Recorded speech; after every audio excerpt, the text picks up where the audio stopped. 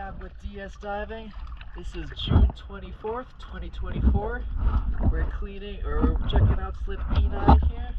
I'm doing a quick before video. It looks like there's a relatively new paint job here. It has a few of these little scrapes throughout. So we're just going to try and show off what we got going on here.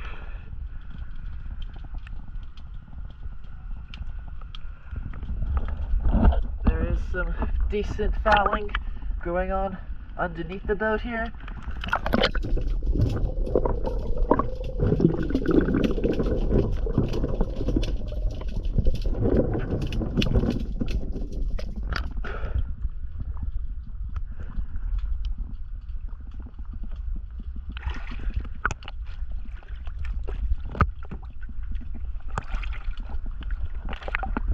And all along the boat here.